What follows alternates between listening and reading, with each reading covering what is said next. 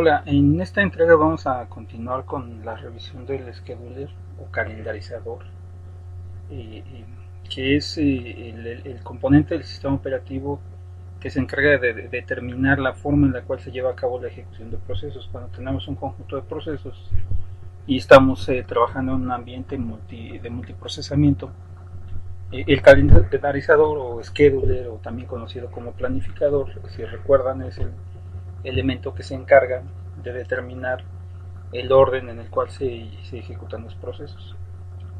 Además de las técnicas mencionadas en la entrega anterior, aparte de esas, también se puede diseñar el calendarizador utilizando las prioridades, considerando las prioridades que se asignan a los procesos. Por ejemplo, tenemos en este caso un conjunto de procesos. ¿Sí? Vamos a suponer que tenemos estos procesos. ¿Sí? Estos serían los identificadores de procesos. Aquí tenemos el tamaño de las ráfagas de cada uno de ellos, ¿sí? Las ráfagas de CPU. ¿Sí? Y además tenemos en este caso que considerar también la prioridad que tiene asignada cada uno de los procesos. Para esto vamos a suponer que un número entre menor sea, para el caso de la prioridad, indica una prioridad mayor. ¿Sí? Que es la forma en la que generalmente los sistemas operativos manejan las prioridades. Los asignan un valor numérico en un cierto intervalo, ¿sí? Y entre menor sea ese valor numérico, eso me indica una prioridad mayor. De tal forma que los procesos que tienen asignado un número muy grande tienen una prioridad menor que aquellos que tienen un valor pequeño o un valor más bajo. Entonces, bueno, para este ejemplo, entonces tenemos los procesos 1, 2, 3, 4, 5. ¿Sí? Y a diferencia de las técnicas que mencionamos anteriormente, los procedimientos que mencionamos anteriormente, ¿sí? En este caso lo que vamos a hacer para ordenar los procesos, para determinar la forma en la cual se les va a otorgar un turno a esos procesos, es haciendo uso precisamente de la prioridad. De tal forma que vamos a colocar primero aquellos procesos que tienen la prioridad más baja. ¿Sí? Por ejemplo, en este caso el proceso 2, que como podemos ver aquí, ¿sí? Al tener una prioridad de 1, sería el proceso que tiene mayor preferencia para poder ejecutarse, para poder hacer uso del procesador. Entonces, ese es el proceso que quedaría en primer lugar. A continuación colocamos el siguiente en la lista, que en este caso sería el proceso 5. ¿Sí? Y así continuamos, de tal forma que el proceso que se forma al final siempre va a ser el proceso o los procesos que tengan la menor prioridad de la lista que tenemos. En este caso, el proceso que cumple eso es el proceso 4, que al tener asignado un valor de 5 para la prioridad, tiene la prioridad menor. Entonces, en este diagrama de Gantt, este proceso se ejecutaría al final. Bueno, para este caso, cuando tenemos un scheduler basado en prioridades, para este ejemplo particular, el promedio de espera, el tiempo promedio de espera para esos 5 procesos sería de la siguiente forma. Primero, el proceso 2 pues, tiene un tiempo de espera de 0, el proceso 5 tiene un tiempo de espera de 1, el proceso 1 tiene un tiempo de espera de 6, ¿sí? Y el proceso 6 tiene un tiempo de 16 y el proceso 4 tiene un tiempo de espera de 18. ¿Sí? Considerando esos valores, podemos calcular nosotros el promedio del tiempo de espera, que en este caso nos daría un 8.2. Si lo comparamos, por ejemplo, solamente para tener una idea de este ejemplo en particular, cuál sería el comportamiento haciendo uso de dos de los algoritmos que mencionamos anteriormente. Por ejemplo, si lo comparáramos con el algoritmo FCFS, ¿sí? Para ese caso tendríamos nosotros, si hacen ustedes por ahí si revisan ustedes la cuenta, tendríamos nosotros un promedio de tiempo de espera de 9.6 para estos mismos procesos, ¿sí? Con estos tamaños de ráfaga. ¿Sí? Entonces, este mismo conjunto de procesos, ¿sí? Al ejecutarlos haciendo uso de FCFS, ¿sí? Nos van a mostrar este comportamiento. El tiempo promedio de espera sería de 9.6. Recuerden que en ese caso, para FCFS, los procesos los ejecutamos en el orden en el cual se fueron creando. ¿Sí? Es decir, en este caso del 1 al 5, a diferencia el orden que le dimos aquí, tomando en cuenta las prioridades. Para el caso del algoritmo SJF, que bueno, como ya mencionamos, hay algunos detalles que hay que considerar, como por ejemplo la dificultad para poder implementarlo. ¿Sí? Pero bueno, teóricamente podemos revisar el comportamiento. En este caso, si se fijan ustedes, para esta lista de procesos, en el caso de SJF, lo que nosotros consideramos es la longitud de las ráfagas. Sí, en ese caso, por ejemplo, los procesos que se ejecutarían primero sería el proceso 2, después el proceso 4, a continuación el proceso 3, que tiene el siguiente tamaño de ráfaga más pequeño, después el proceso 5 y finalmente el proceso 1. ¿Sí? En ese caso, si hacemos nosotros el cálculo del promedio de tiempo de espera, obtenemos un valor de 3.2. Suponiendo que esos tiempos de espera están dados en microsegundos, bueno, en milisegundos, perdón, aquí podemos ver una diferencia considerable. En general, en la mayoría de los casos, estos algoritmos generalmente tienen un mejor comportamiento de FCFS, no siempre. Eso depende mucho del tipo de procesos o las características de los procesos que estamos ejecutando. Entonces, bueno, ahora, acerca de los calendarizadores o schedulers basados en prioridades, hay algunos otros detalles que tenemos que tomar en cuenta. Este algoritmo en particular se puede implementar ya sea haciendo uso de un kernel apropiativo o no apropiativo, que ya habíamos revisado por ahí las características de ese tipo de ese tipo de kernels. Primero vamos a suponer que tenemos otra vez ese mismo conjunto de procesos que teníamos en el ejemplo anterior, ¿sí? Y vamos a hacer un pequeño cambio. En este caso el proceso 4 le estamos asignando una prioridad de 20. ¿Sí? Ahorita vemos por qué le subimos tanto el valor, por qué le estamos disminuyendo tanto la prioridad al proceso. Recuerden, entre mayor sea este número, eso me indica una prioridad cada vez menor. Entonces, si consideramos nosotros las prioridades, entonces otra vez el proceso 1, ¿sí? El proceso 2 es el primero que se tiene que ejecutar, ya que tiene una prioridad menor. ¿Sí? Después el proceso 5, que es el que tendría el siguiente valor más pequeño. ¿Sí? A continuación el proceso 1, ¿sí? Después el proceso 3 y finalmente el proceso 4, que es el que tiene la menor prioridad asignada. ¿Sí? El de la mayor prioridad es el proceso 2, dado que tiene un número, el número más pequeño de la lista de prioridades que tenemos aquí. Vamos a suponer para este ejemplo que el proceso 2 ya se ejecutó y en este momento el procesador está ejecutando el proceso 5. ¿Sí? Y precisamente en el momento en el cual se está ejecutando ese proceso, estamos a la mitad de la ejecución del proceso 5, en ese momento se genera una interrupción, se crea el proceso 6, ¿sí? Y los datos de ese proceso son los que tenemos aquí. Tiene una ráfaga de tamaño 5, ¿sí? Y además tiene una prioridad igual a 1. ¿Sí? El proceso que estamos ejecutando actualmente, el proceso 5, si revisamos aquí, tiene una prioridad de 2. Entonces, en principio, pues este proceso tiene una prioridad más alta. Debería de ejecutarse primero. ¿Sí? Bueno, eso va a ocurrir dependiendo del tipo de kernel que tenemos nosotros. Dependiendo de si el scheduler que estamos utilizando es apropiativo o no apropiativo. Si el kernel que estamos usando es no apropiativo, ¿sí?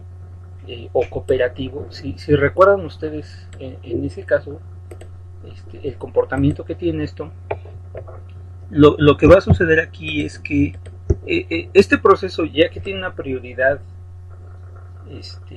baja, ¿sí?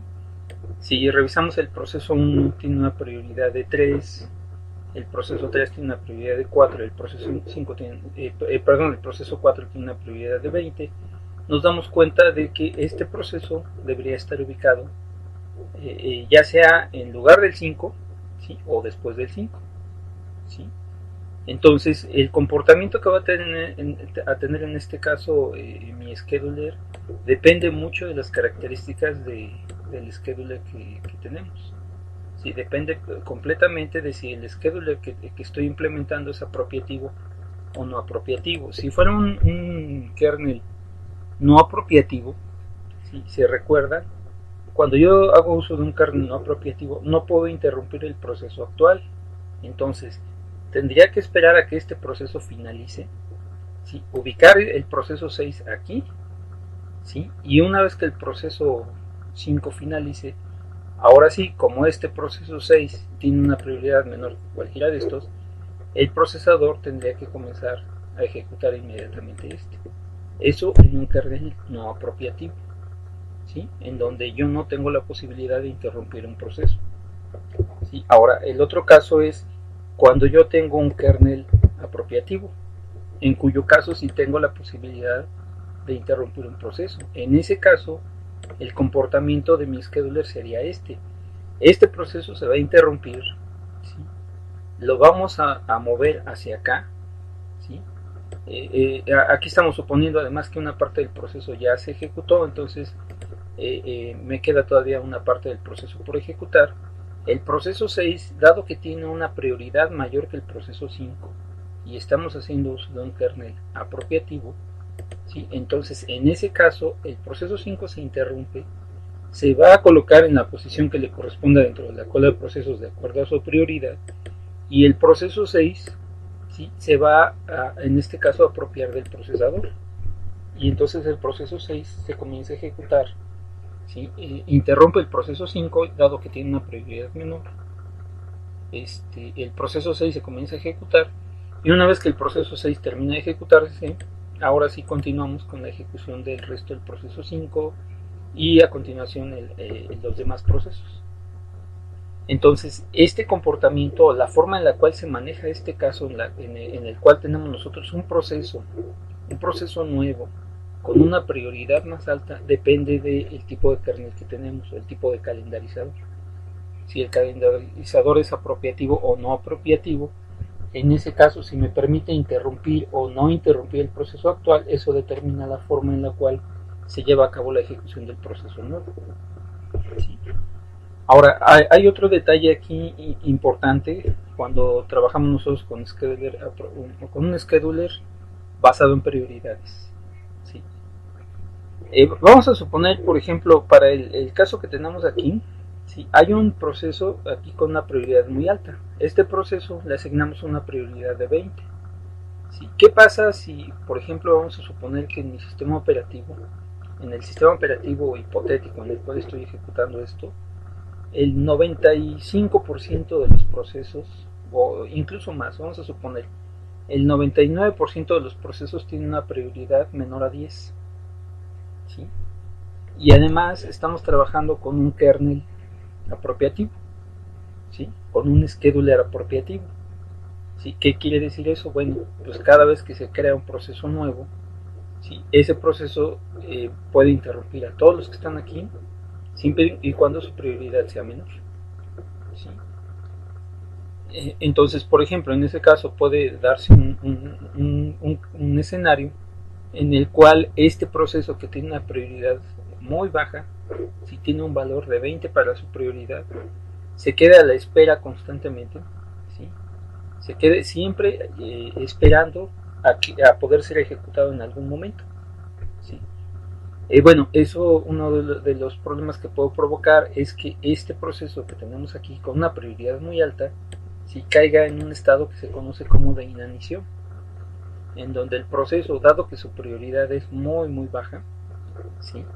Nunca logra ejecutarse porque como constantemente se están generando procesos nuevos, prácticamente todos esos procesos se crean con una prioridad mucho mayor que el valor de 20 que tiene este proceso, ¿sí?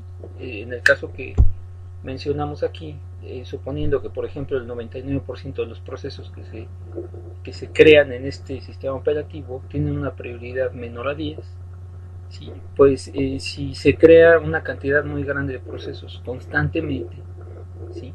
Con una prioridad, con un valor de prioridad más pequeño de 20, pues va a ser muy complicado que este proceso se llegue a ejecutar.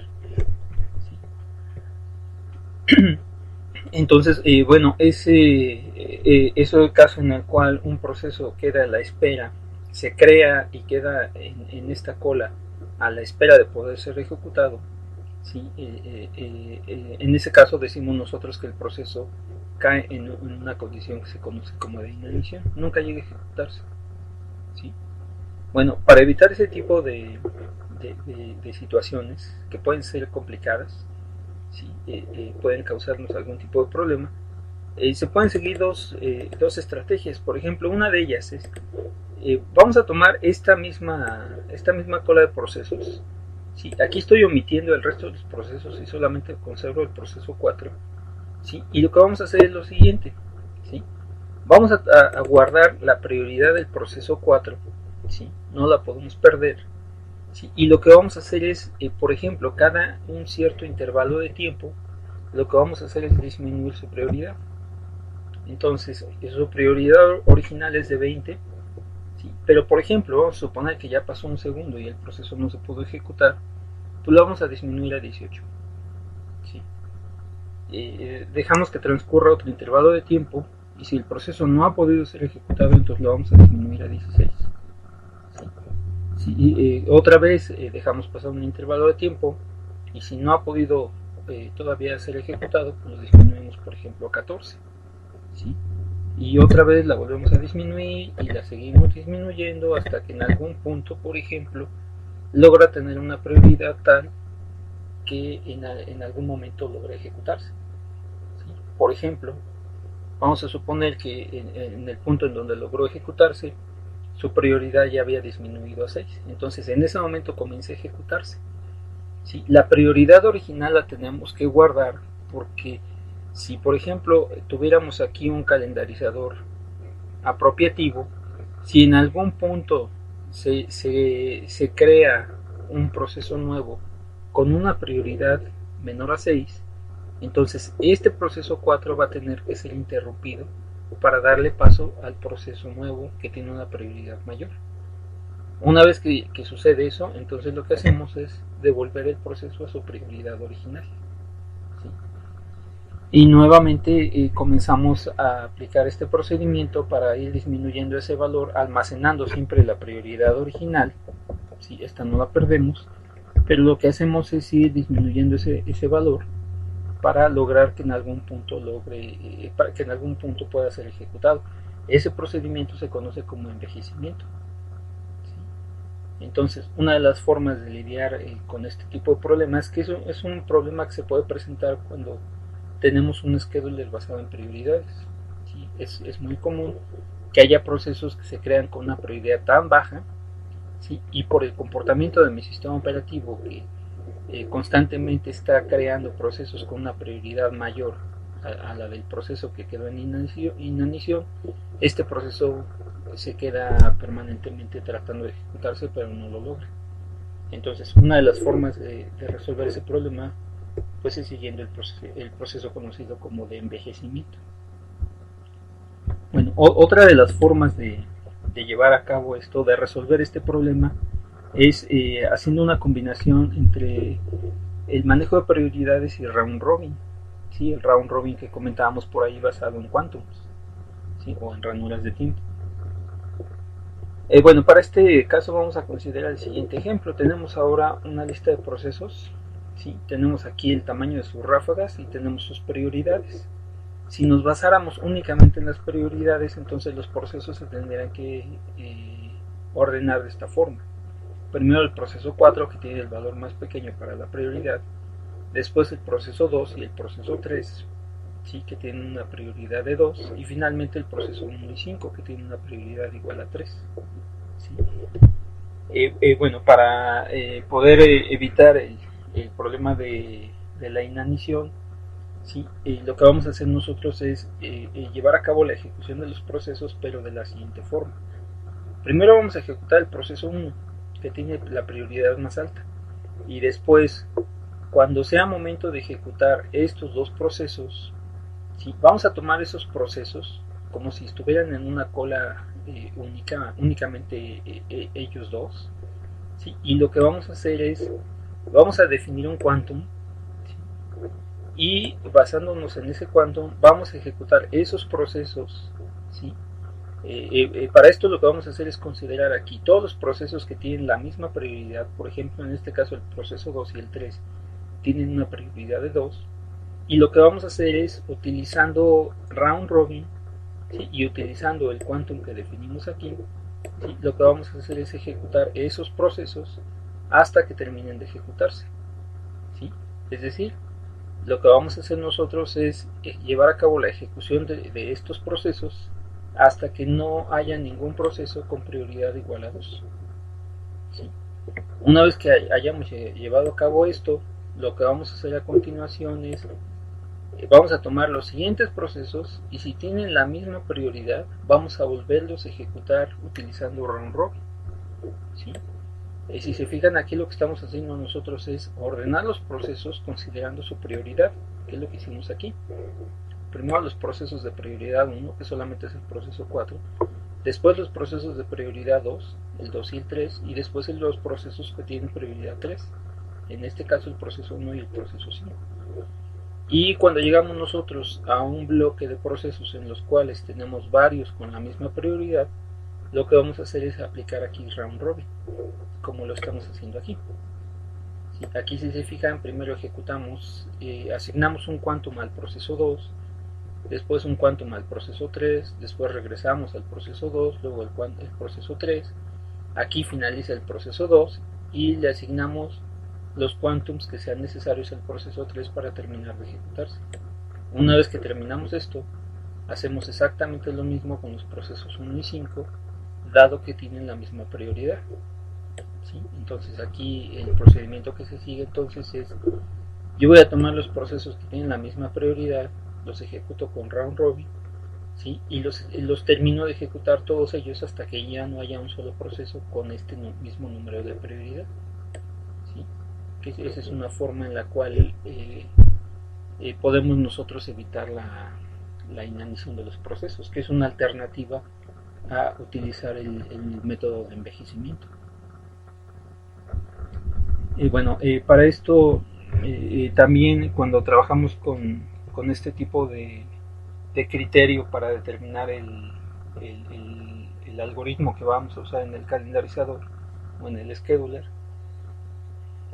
lo que podemos hacer también es manejar esto. Aquí estoy tomando un par de imágenes del libro de texto del Silver Chats, ¿sí?, de sistemas operativos modernos, ¿sí?, en las que se muestra, por ejemplo, una forma de manejar los procesos haciendo uso de un conjunto de colas, ¿sí? Lo que vamos a hacer es definir una cola, por ejemplo, por cada una de las prioridades que vamos a manejar. En este caso no tendríamos una única cola de procesos, sino todo un conjunto de procesos. Podríamos manejar esto como un arreglo de apuntadores, en donde cada uno de estos elementos apunta a un conjunto de procesos que tienen todos ellos la misma prioridad. Por ejemplo, aquí este podría ser el primer elemento de mi arreglo, ¿sí?, y que corresponde a un apuntador que me indica o me da acceso a toda la cola de procesos con prioridad 0. Y lo mismo hacemos con las demás prioridades. Cada uno de los procesos, cuando se crea, lo que hacemos es colocarlo en la cola que corresponda a la prioridad que tiene asignada, ¿sí? Por ejemplo, si estuviéramos haciendo uso de un algoritmo de envejecimiento, vamos a suponer que tengo un proceso ubicado en esta cola con la prioridad más alta, ¿sí? Lo que tengo que hacer para aplicar el algoritmo de envejecimiento es, después de un intervalo de tiempo, si este proceso no se ejecutó, pues lo que hago es quitarlo de esta cola y colocarlo en la cola de la prioridad anterior. Si no se ejecutó, lo subo a la siguiente prioridad, si no se ejecutó, lo pongo en la siguiente, y así continúo hasta que logre ejecutarse. Cuando se hace uso de este esquema en el cual manejamos colas multinivel, ¿sí?, el procedimiento que se sigue para ejecutarlos es el siguiente. Primero vamos a ejecutar a todos los procesos que tengan la prioridad más baja, por ejemplo, prioridad 0. ¿Sí? Comenzamos a ejecutar la tarea 0, la tarea 1, etc. Una vez que terminamos, siempre y cuando no haya más más tareas en esta misma cola, lo que vamos a hacer es pasar a ejecutar los procesos que tenemos en la siguiente cola. ¿Sí? Entonces, en este caso, voy a llevar a cabo todas las tareas que haya pendientes en la prioridad 1, ¿sí?, las ejecuto todas, Sí, y siempre y cuando voy a poder finalizar yo esta cola, siempre y cuando no llegue en algún momento una tarea con prioridad 0. Si yo estoy ejecutando la tarea 6, por ejemplo, y tengo un calendarizador no apropiativo, entonces lo que voy a hacer es terminar de ejecutar esta tarea, ¿sí? Revisar si hay una tarea con prioridad menor, y si hay una tarea con prioridad menor, entonces después de terminar la tarea 6 voy a ejecutar la tarea con prioridad menor, ¿sí? Reviso si ya no hay más tareas en esta prioridad, ¿sí? Y entonces regreso a ejecutar la tarea 7, ¿sí? Una vez que me aseguro de que no hay tareas pendientes con prioridad 0 y prioridad 1, entonces paso a ejecutar las de prioridad 2 y así continúo, siguiendo siempre esa misma regla. Si en algún momento tengo yo aquí una tarea pendiente con una prioridad mayor, entonces tengo que interrumpir las cosas que estoy haciendo aquí y llevar a cabo la ejecución de las tareas con prioridad mayor.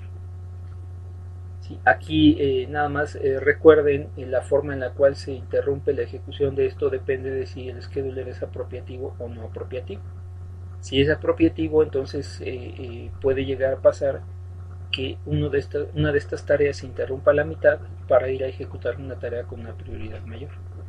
Si el kernel es no apropiativo o el scheduler es no apropiativo, lo que voy a hacer es, aunque en este momento haya una tarea con prioridad mayor, primero tengo que terminar de ejecutar esta, porque este proceso no se puede interrumpir, pero en el momento que termino y llego aquí, antes de ejecutar la siguiente, tengo que revisar si hay una con prioridad mayor, ¿sí?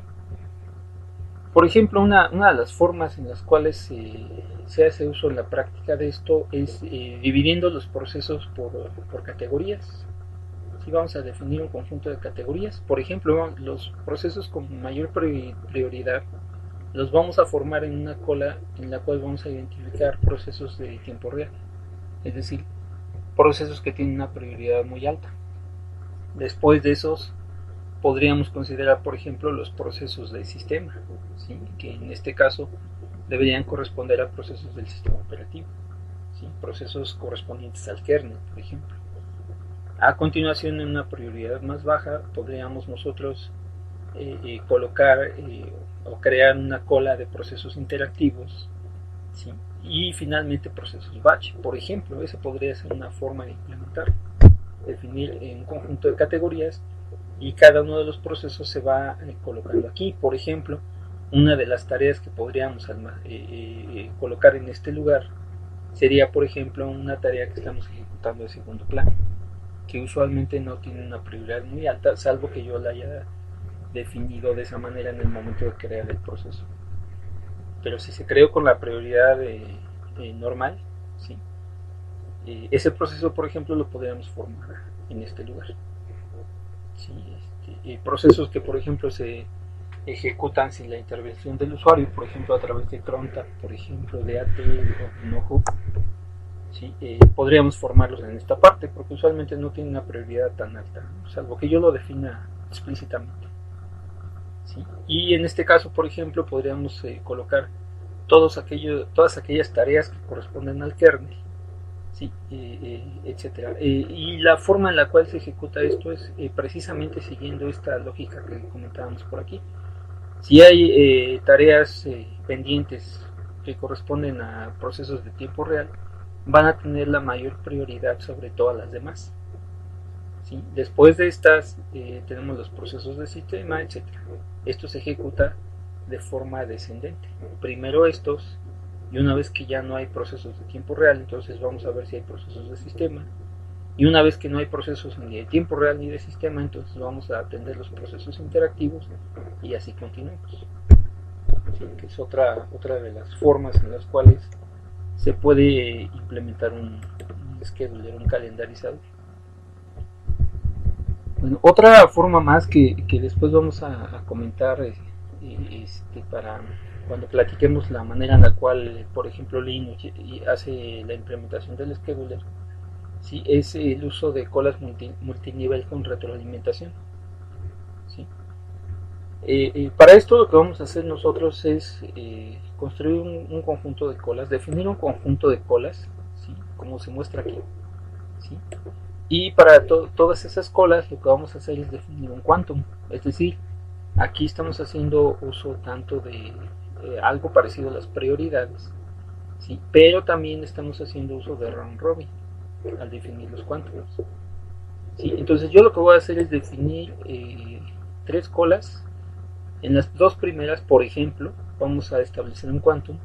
¿Sí? Esta primera cola va a tener un quantum de 8, todos los procesos que hay aquí van a tener un quantum de 8. Esta segunda cola va a tener un quantum de 16. ¿Sí? Y al final vamos a definir nosotros una cola en la cual vamos a implementar un scheduler FCFS. ¿Sí? El FCFS que comentamos por ahí cuando comenzamos a platicar de este tema. En este caso el funcionamiento de este scheduler sería de la siguiente forma. Todos los procesos nuevos los voy a colocar en esta cola. ¿Sí? Todos ellos van a estar aquí. ¿Sí? Y lo que vamos a hacer es ejecutarlos siguiendo round robin. ¿Sí? Y vamos a asignarles ese quantum a cada uno de los procesos. Y esto funciona de la siguiente manera. Si de pronto, por ejemplo, yo coloco aquí un proceso que tiene una ráfaga de tamaño 6, en el momento que ese proceso se ejecuta, el tamaño de este quantum es suficiente para que termine de ejecutarse. Si la ráfaga de CPU del proceso que estoy colocando aquí es mayor a esto, ¿sí? Por ejemplo, tengo un proceso que tiene una ráfaga de 15, entonces lo que vamos a hacer es, lo formamos aquí, le asignamos un quantum de 8, ¿sí? Y cuando pasen 8 milisegundos el proceso se tiene que cambiar de contexto. ¿Sí? Tiene que haber un cambio de contexto. Lo que vamos a hacer es despachar el proceso después de un quantum de tamaño 8. ¿Sí? Estoy suponiendo que el proceso que yo agregué aquí es de tamaño 15, entonces como solamente le di un quantum de 8, faltan 7 milisegundos para terminar de ejecutarlo. Bueno, si un proceso al formarlo aquí no terminó de ejecutarse, automáticamente lo que vamos a hacer es, lo vamos a quitar de esta cola, ¿sí? Y lo vamos a formar en esta segunda cola, en donde tenemos asignado un quantum de tamaño 16, ¿sí? Y ahí vamos a ver si en esa segunda cola se puede terminar de ejecutar. Entonces todos los procesos nuevos llegan aquí, se les asigna un quantum, se ejecutan. Si el proceso no terminó de ejecutarse, inmediatamente lo movemos a la segunda cola. Si el proceso termina de ejecutarse aquí, entonces bueno, ya terminamos, el proceso sale y desaparece del sistema. ¿Sí? Si el proceso se formó aquí y no terminó de ejecutarse con el quantum de 8, entonces lo formamos acá.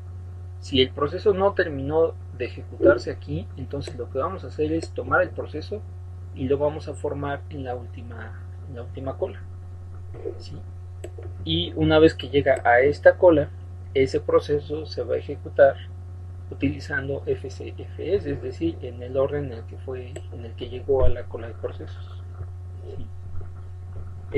Si lo revisamos nosotros detenidamente, nos podemos dar cuenta de que al llevar a cabo nosotros este algoritmo, lo que estamos haciendo es dar preferencia a todos aquellos procesos que tienen colas de un tamaño pequeño.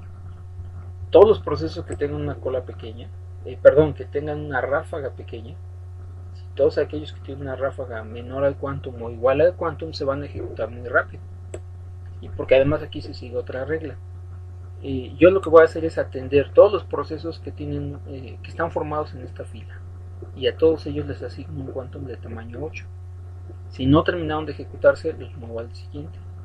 ¿Sí? Y una vez que ya moví procesos a esta cola, esos procesos no se van a ejecutar hasta que esta cola esté vacía. Entonces los formo todos, comienzo a ejecutarlos, los procesos que son pequeños comienzan a terminar y comienzan a salir de aquí, de esta cola. Los que no son tan pequeños comienzan a formarse en la siguiente, pero no se van a ejecutar hasta que esta cola de aquí esté vacía. En cuanto esta cola esté vacía, entonces inmediatamente voy a ejecutar esta, ¿sí? Y constantemente tengo que estar revisando la cola de arriba. Si en algún momento la cola de arriba tiene procesos, pues entonces interrumpo la ejecución de esto y me voy a ejecutar los procesos pequeños, ¿sí? Y nuevamente, si yo detecto procesos que tienen un quantum mayor a esto, o que requieren un quantum mayor a esto, lo que voy a hacer es formarlos nuevamente en esta segunda cola. ¿Sí? Bueno, una vez que esta cola ya está vacía, entonces comienzo la ejecución de esta segunda cola, ¿sí? Y todos aquellos procesos que están formados en esta cola solamente se ejecutan una vez utilizando este tamaño de quantum. Si después de esa primera ejecución el proceso no terminó de ejecutarse, entonces lo que voy a hacer es moverlos aquí, ¿sí? Y aquí ya no les asigno un quantum, aquí se ejecutan utilizando FCFS, ¿sí? Entonces esto lo que hace es que a todos los procesos que tienen ráfagas pequeñas se les da prioridad, los procesos que tienen ráfagas medianas tienen una prioridad hasta cierto punto intermedia, podríamos llamarlo, y todos aquellos procesos que son muy grandes tienen la menor prioridad. ¿Sí? En el momento en el que comienzan a ejecutarse, si recuerdan el comportamiento de FCFS, una vez que se les asigna el procesador, van a poder terminar de ejecutarse, pero tienen la menor de las prioridades. Recuerden, FCFS se implementa haciendo uso de un scheduler no apropiativo, ¿sí? Es decir, una vez que ya les asigné el procesador, ya no se les puede interrumpir, pero tienen la prioridad más baja. Aquí implícitamente estamos nosotros haciendo uso de prioridades también. Entonces, bueno, esa es otra forma. Ahora, ¿qué pasa en los casos en los cuales tenemos nosotros arquitecturas multiprocesador? Sí, bueno, hay algunos detalles importantes. Primero, habíamos mencionado por ahí el funcionamiento de AMP y SMP en una entrega anterior. ¿Sí? SMP, ¿qué quiere decir? Multiprocesamiento simétrico. ¿Sí? Es una forma en la cual yo tengo un conjunto de núcleos, ¿sí?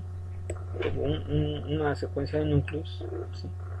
Cada uno de ellos podemos considerarlo como un procesador, un conjunto de procesadores, ¿sí? Y tengo un conjunto de tareas o un conjunto de procesos, ¿sí? Bueno, para llevar a cabo la ejecución de esos procesos hay dos estrategias que se pueden seguir. Una de ellas es, bueno, trabajamos nosotros o definimos una cola de procesos únicos, ¿sí? Y de tal forma que en el caso de SMP, si recuerdan, todos los procesos pueden ir tomando procesos de aquí, ¿sí? Es decir, esta es una cola de procesos compartida y todos los procesos tienen la posibilidad de ir tomando uno de estos procesos para comenzar a ejecutarlo, ¿sí? Otra de las estrategias que se sigue cuando hacemos uso de ese SMP es la siguiente. En este caso, todos los procesos deciden la forma en la que van a ejecutarlo, perdón, todos los procesadores, todos los núcleos deciden la forma en la cual van a ejecutar sus procesos, pero además cada uno de los procesos maneja su propia cola. Esta sería la cola para el núcleo 0, ¿sí? Para el core 0, esta es la cola para el core 1 y esta es la cola para el core 2, etc. ¿Sí? Así cada uno de los procesadores tiene su propia cola, ¿sí? Entonces, bueno, aquí hay varios detalles que hay que considerar. Uno de ellos, por ejemplo, es pues cómo se decide cuál es el proceso que se coloca en cada una de las colas, ¿sí? Bueno, hay algunos detalles que vamos a comentar un poquito más adelante sobre esto. Aquí además, cuando hacemos uso de esta estrategia en la cual tenemos una única cola y todos los procesadores van tomando información de aquí, van tomando procesos de aquí para su ejecución, ¿sí? Podemos nosotros llegar a tener aquí una condición de carrera, y ya habíamos mencionado por ahí qué cosa era una condición de carrera. Por ejemplo, vamos a suponer que el núcleo 0 y el núcleo 1 toman ellos simultáneamente el proceso 1 o la tarea 1 para comenzar a ejecutar. ¿Sí? Bueno, eso me puede provocar un problema de inconsistencia en la ejecución del proceso, ¿sí? Bueno, para evitar ese tipo de detalles, por ejemplo, en el scheduler, ¿sí? Para la ejecución del scheduler se tienen que hacer uso de mecanismos de sincronización que vamos a mencionar más adelante. Entonces, bueno, las arquitecturas multiprocesador, multihilo, multinúcleo, ¿sí? Nos proporcionan muchas ventajas porque nos dan la posibilidad de que varias tareas se estén llevando a cabo de manera simultánea, pero hay varios detalles que se tienen que resolver. Por ejemplo, cuando hacemos nosotros uso de esta forma de calendarizador en el que tenemos solamente una cola, podemos llegar a tener condiciones de carrera, Entonces hay que hacer uso de mecanismos de sincronización. Y en este caso, por ejemplo, también podemos llegar a tener algunos problemas. Por ejemplo, vamos a suponer que dividimos de manera uniforme todos los procesos de cada una de las colas de cada procesador, ¿sí? Pero por ejemplo este núcleo, ¿sí?, en su cola solamente tiene procesos muy cortos que se pueden ejecutar muy rápido, ¿sí? Bueno, puede llegar a pasar, por ejemplo, que este procesador en algún punto termine de ejecutar todo esto y ya no tenga ningún proceso para ejecutar, mientras que este, por ejemplo, tiene una cantidad muy grande de procesos, ¿sí? Porque son procesos que tienen ráfagas de CPU muy largas, por ejemplo, ¿sí? Entonces, bueno, hay algunas estrategias que se siguen para evitar ese tipo de problemas, ¿sí? Las vamos a mencionar un poquito más adelante. Algunos otros detalles que podemos mencionar acerca de las arquitecturas multinúcleo, multihilo también. Bueno, para contar con este tipo de arquitecturas, por ahí se han seguido dos estrategias, ¿sí? Aquí vamos a mencionar solamente dos. Una de ellas es la siguiente: si tener una arquitectura multiprocesador, multicore, ¿sí?, en la cual tenemos nosotros, por ejemplo, dos procesadores y cada uno de esos procesadores tiene su propio conjunto de componentes. Es decir, este es un circuito, ¿sí?, que contiene un procesador físico, y aquí tenemos otro circuito que tiene un procesador físico independiente. Cada uno de ellos tiene su propio conjunto de componentes. Aquí solamente estoy ejemplificando algunos. Por ejemplo, sus registros, el contador de programa, su registro de estado, etcétera. Cada uno de ellos maneja sus interrupciones, etcétera, ¿sí? Bueno, uno de los problemas que notaron los fabricantes de este tipo de arquitecturas era que cuando yo hago uso, por ejemplo, de esta arquitectura, ¿sí?, uno de los principales problemas que tengo es el siguiente: ¿sí?, cada vez que este núcleo tiene que llevar a cabo un cambio de contexto, ¿sí?, hay un tiempo considerable que tiene que esperar hasta que ese cambio de contexto se termina para poder comenzar la ejecución del siguiente proceso, ¿sí? Esos tiempos pueden ser muy grandes comparados con la velocidad del procesador, ¿sí? El tiempo del cambio de contexto puede ser muy grande comparado con la velocidad a la cual el procesador puede llevar a cabo operaciones. Entonces, ese tipo de tiempos, esta arquitectura, uno de los problemas que se le vieron es que cada vez que se requiere ejecutar un proceso nuevo, hay que esperar a que se lleve a cabo el cambio de contexto. Y los cambios de contexto pueden introducir por ahí algunos tiempos de retardo considerables, ¿sí? Bueno, para resolver un poco ese problema, lo que se hizo fue comenzar a trabajar o diseñar procesadores con una arquitectura diferente. Lo que vamos a hacer en este caso es introducir aquí el concepto de hilo, que por ahí van a revisar con mayor detalle con Andrés. Entonces yo aquí solamente voy a mencionar algunos detalles muy generales, pero básicamente el comportamiento en este caso, o la arquitectura en este caso, es la siguiente: ¿sí? Vamos a tener nosotros en un mismo circuito, ¿sí?, vamos a tener un procesador, que correspondería a esta parte, ¿sí?, un procesador, pero vamos a tener aquí la posibilidad de ejecutar dos hilos. Cada uno de esos hilos podríamos verlo hasta cierto punto, ¿sí?, como si fuera un proceso diferente de manera lógica, ¿sí? En realidad lo que nosotros tenemos, por ejemplo, este corresponde al hilo 0, al thread 0, ¿sí?, y este de acá corresponde al thread 1. Cada uno de esos hilos, cada uno de esos threads puede tener su propio conjunto de registros y su propio contador de programa, de tal manera que este hilo contiene la información necesaria para ejecutar un proceso, y este hilo contiene la información necesaria para ejecutar un proceso diferente.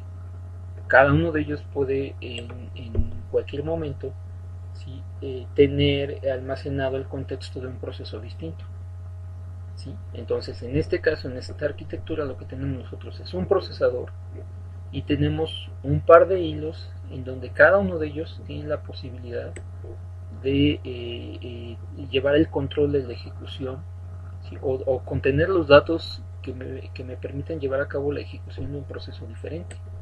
¿Sí? Aquí, por ejemplo, puedo tener indicada la siguiente instrucción que hay que ejecutar del proceso 50 y aquí la siguiente instrucción del proceso 200, por ejemplo.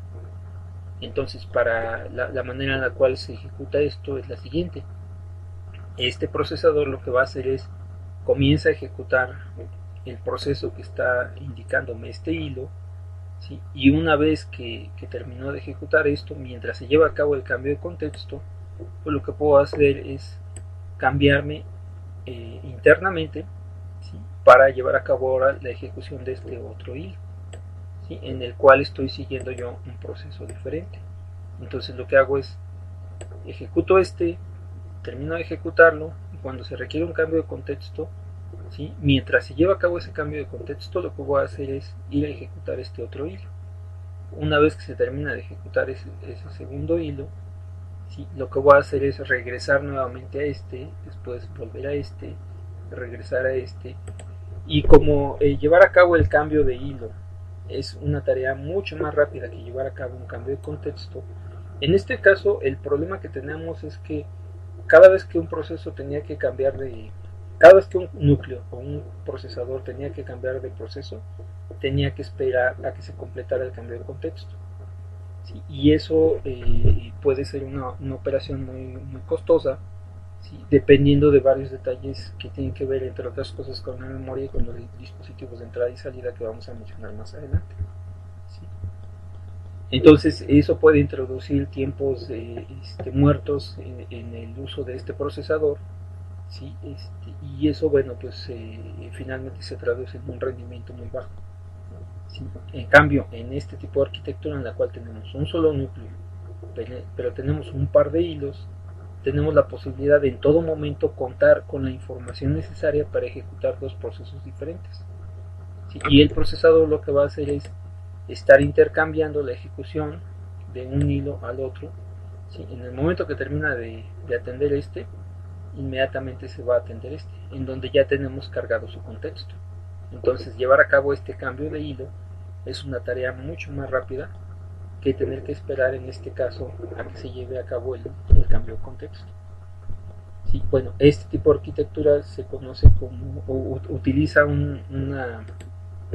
este tipo de técnica se conoce como hiperthreading, ¿sí? Hace uso de hilos, ¿sí? Y usualmente también se le conoce como SMT o multi-hilo simultáneo. ¿Sí? Simultáneo es multithreading, sería su nombre en inglés. Y este tipo de arquitectura, ¿sí? En la cual tenemos nosotros esta estructura con un procesador y dos o más hilos, porque aquí bueno puede haber más de dos. Si tenemos un solo procesador y un conjunto de hilos aquí, usualmente se le conoce como CMP o se le conoce como chip multi-hilo, chip multithreading. ¿Sí? Por ejemplo, un caso en el cual podemos nosotros encontrar precisamente esta arquitectura es en los procesadores, y por poner un ejemplo nada más, porque hay varios que lo utilizan. Por ejemplo, los procesadores de Intel, un procesador i7, por ejemplo, una de las arquitecturas que tiene, lo que hace es contener cuatro núcleos de este tipo, cuatro chips de tipo CMP, en donde cada uno de esos chips tiene dos hilos. ¿Sí? Entonces tiene la posibilidad de estar de tener permanentemente hasta 8 hilos o bien 8 procesos diferentes ejecutándose de manera simultánea. ¿Sí? Y además otra de las ventajas es que cuando se cuenta con esta arquitectura, ¿sí? El sistema operativo en realidad la forma en la cual detecta este tipo de arquitecturas no es como un procesador con dos hilos, sino más bien es como si se tratara de dos procesadores, en este caso, en donde esos dos procesadores los detecta porque, bueno, tenemos nosotros la posibilidad de manejar aquí los hilos diferentes. ¿Sí? Eso permite, por ejemplo, que en un procesador i7, en el cual tenemos 4 procesadores y cada uno de ellos tiene dos hilos, el sistema operativo detecte 8 núcleos. En realidad son 4 procesadores con 2 hilos cada uno de ellos. ¿Sí? Bueno, ahora, cuando tenemos ese tipo de arquitectura, de esta parte de hilos van a estar, Andrés les va a estar platicando varias cosas muy interesantes. ¿Sí? Él va a comentarles muchos detalles sobre esto. Sí, pero cuando tenemos una arquitectura de ese tipo, de la que hacemos uso de hiperthreading, sí, básicamente tenemos algo como lo que se muestra aquí. Tenemos nuestro procesador, nuestro núcleo, ¿sí? Y ese núcleo tiene 2 hilos internamente. ¿Sí? Esos hilos se conocen como hilos de hardware, ¿sí? Que corresponderían a los componentes con los que cuenta aquí, ¿sí? Que contienen la información para la ejecución de un proceso. Recuerden del dibujo anterior veíamos que cada uno de esos hilos contiene un conjunto de componentes, ¿sí? Independientes del otro hilo, en donde podemos tener la información que me permite ejecutar un proceso o bien un hilo, ¿sí? Y este otro hilo pues tendría un conjunto de componentes diferentes. Entonces tenemos aquí 2 hilos de hardware, ¿sí? Y esos hilos de hardware, además, cuando trabajamos con este tipo de arquitectura, los procesos en realidad los modelamos como un conjunto de hilos, ¿sí? Por ahí van a estar viendo con Andrés que un proceso puede estar formado por más de un hilo, ¿sí? Tenemos la posibilidad de que el proceso se ejecute como si estuviera construido con base en una serie de procesos a su vez, o una serie de subprocesos, podríamos ver. Entonces, en este caso, lo que nosotros formamos en el scheduler en realidad no son procesos, sino son los hilos que corresponden a cada proceso, ¿sí? Bueno, en un ambiente de ese tipo, entonces lo que tenemos nosotros es, físicamente tenemos un procesador que cuenta con 2 hilos de hardware, es decir, tiene los elementos de hardware suficientes para mantener aquí la información de 2 hilos diferentes.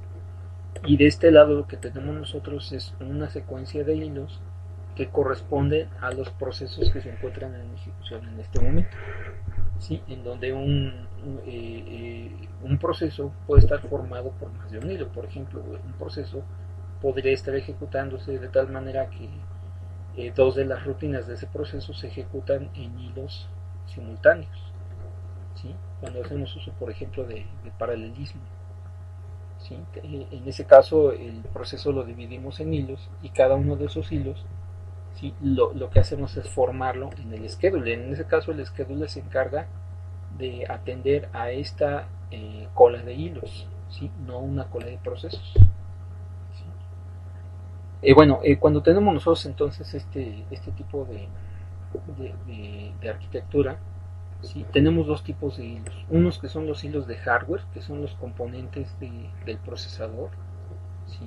Son este tipo de elementos que permiten la ejecución simultánea de 2 procesos, ¿sí? O mantener 2 procesos de forma simultánea en el procesador, ¿sí? Y tenemos por otro lado los hilos que corresponden al software, a los procesos que están en ejecución en este momento, que estos se conocen como hilos de software, ¿sí? Bueno, en un entorno de este tipo tenemos nosotros 2 tipos de hilos, entonces los hilos de hardware y los hilos de software. Los algoritmos que hemos mencionado anteriormente, por ejemplo el algoritmo basado en prioridades, el FCFS, el round robin, ¿sí? El scheduler multinivel, el scheduler multinivel con retroalimentación, ¿sí? Todos ellos se aplican al scheduler que se encarga de la gestión de los hilos de software, ¿sí? Todos esos algoritmos se utilizan aquí, ¿sí? Pero en realidad en este caso nosotros tenemos 2 niveles de scheduler. Primero tenemos que decir cuál de estos hilos, ¿sí? El orden en el que se ejecutan estos hilos, cuál de estos hilos, una vez que uno de estos hilos de hardware se libera, cuál de estos es el que va a ocupar ese lugar para tener acceso al procesador. Entonces en ese caso tenemos nosotros la necesidad de implementar un scheduler para determinar el orden en el que se atienden estos hilos, ¿sí? De tal forma que cada vez que haya un hilo de hardware desocupado podamos determinar cuál de estos él es el que se va a cargar a continuación para que sea atendido por el procesador. Y en un segundo nivel lo que tenemos nosotros es otro calendarizador que se encarga de decidir cuál es el orden en el que se ejecutan estos hilos, los hilos de hardware. ¿Sí? Entonces, el scheduler de corto plazo se implementa, ¿sí? Con base en estos algoritmos para decidir la forma en la cual se ejecutan los hilos de software. ¿Sí? Y además, internamente, el procesador tiene que implementar aquí otro calendarizador para decidir de qué manera se van ejecutando estos hilos. ¿Sí? ¿Cuál es el orden en el que tiene que ir atendiendo estos hilos? Y para esto, por ejemplo, el algoritmo implementado internamente para el calendarizador de los hilos de hardware depende del fabricante, depende del tipo de procesador con el que trabajamos. Por ejemplo, dos algoritmos que se utilizan, dos estrategias que se utilizan son las siguientes. Una de ellas es round robin. ¿Sí? Si mi procesador tiene dos hilos, pues entonces lo que hago es tomo el procesador, ejecuto este hilo, después ejecuto este, después regreso a este, después me voy a este y los voy ejecutando de esa forma utilizando un round robin. ¿Sí? Otra de las formas es a cada uno de estos procesos, a cada uno de estos hilos le vamos a asignar un valor que se conoce como el valor de urgencia. ¿Sí? Y lo que vamos a hacer es entonces asignarle una urgencia a cada uno de estos hilos. Por ejemplo, vamos a suponer que esa urgencia, ¿sí? Este valor de urgencia es un número, ¿sí? Que varía entre 0 y 5, por ejemplo. ¿Sí? Vamos a suponer que este es un valor entre 0 y 5. ¿Sí? Entonces, le voy a asignar uno de esos valores al hilo número 0. Vamos a suponer que el hilo 0 es este. Vamos a suponer que ese hilo en este momento tiene asignado un valor de urgencia de 3. Bueno, si el procesador lo que hace es lo siguiente. En el momento que este hilo intenta ejecutarse, lo que va a hacer es solicitar una interrupción al procesador. Y el procesador lo que va a hacer en ese momento es revisar el valor de urgencia de este hilo, ¿sí? Suponiendo que este tiene un valor de 3. Y si este hilo tiene un valor más pequeño, entonces este hilo tiene una urgencia mayor. ¿Sí? Y en ese caso lo que va a hacer es va a interrumpir la ejecución de este y se va a ir a ejecutar el hilo que tiene el valor de urgencia más bajo. ¿Sí? Suponiendo, por ejemplo, que este procesador, este hilo tiene un valor de urgencia de 3 aquí. ¿Sí? Si este hilo en el momento que lleva a cabo la interrupción tiene un valor de urgencia de 1, por ejemplo, al tener un valor menor, en ese momento el procesador decide que este hilo tiene una prioridad mayor. Internamente lo que hacemos es definir una prioridad basado en el nivel de urgencia de cada hilo. ¿Sí? Si el nivel de urgencia de este hilo es mayor, el valor es mayor al nivel de urgencia del hilo que estoy atendiendo actualmente, entonces este hilo no puede interrumpir a este, porque este tiene un nivel de urgencia menor, por lo tanto tiene una prioridad más alta. ¿Sí? Entonces, bueno, ese ejemplo, sí, vamos a ponerlo por aquí. ¿Sí? Entonces, suponiendo que el nivel de urgencia, en este caso, para este proceso, para este hilo, perdón, el nivel de urgencia vamos a suponer que es de 3. ¿Sí? Tiene un nivel de urgencia de 3. ¿Sí? Y vamos a suponer que este otro hilo tiene un nivel de urgencia. ¿Sí? Este es su nivel de urgencia. Tiene un nivel de urgencia de 4, por ejemplo. Si en este momento este hilo y el hilo que se está ejecutando es el hilo de arriba, entonces vamos a quitar esto. En este momento estoy ejecutando este hilo que tiene un nivel de urgencia de 3. Este hilo genera una interrupción y le solicita al procesador su ejecución. ¿Sí? Bueno, en el momento que yo recibo esa solicitud, Este procesador lo que hace es, dice, a ver, vamos a ver cuál es el nivel de urgencia del proceso actual, es 3, del hilo actual, es 3, cuál es el nivel de urgencia del siguiente hilo, es 4. Entonces, como este valor es más pequeño, este hilo va a tener que esperar a que este se finalice para ahora sí llevar a cabo el cambio de contexto, ¿sí? O bueno, más bien el cambio de hilo, ¿sí? Porque el cambio de contexto es esa parte, ¿sí? Se lleva a cabo el cambio de hilo y entonces ahora vamos a movernos ahora sí a ejecutar este hilo, ¿sí? Si en algún punto, por ejemplo, el siguiente hilo, mientras yo estoy ejecutando este hilo, el otro hilo me indica que necesita una interrupción y tiene un nivel de urgencia de 1, nuevamente en el momento que se produce la interrupción, este procesador lo que va a hacer es comparar los niveles de urgencia y como en este caso el nivel de urgencia de esto es menor a eso indica una prioridad mayor y entonces, aunque este hilo no haya terminado de ejecutarse, lo que vamos a hacer es interrumpir y ejecutar y una vez que terminemos con regresamos a ejecutar Entonces, eso es una forma si lo ven, es una manera de asignar prioridades también a los hilos de hardware. Entonces aquí tenemos un doble nivel de calendarizador. Uno de ellos es el que determina la forma en la que los hilos se les va a ir asignando acceso al procesador, ¿sí? Que se implementa utilizando este tipo de algoritmos, los que ya hemos comentado, FCFS, Round Robin, prioridades, etcétera, ¿sí? Que es la manera en la cual se determina cuál de estos hilos se va a mover hacia los hilos de hardware, ¿sí? En el momento que uno de estos se libera, cuál de estos hilos puede hacer uso del procesador.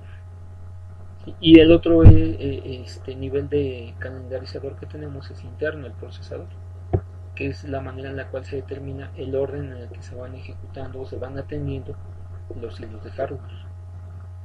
¿Sí? Entonces, bueno, son algunos detalles. Hay un par de detalles más que tenemos que mencionar, pero bueno, eso sería ya en la siguiente entrega.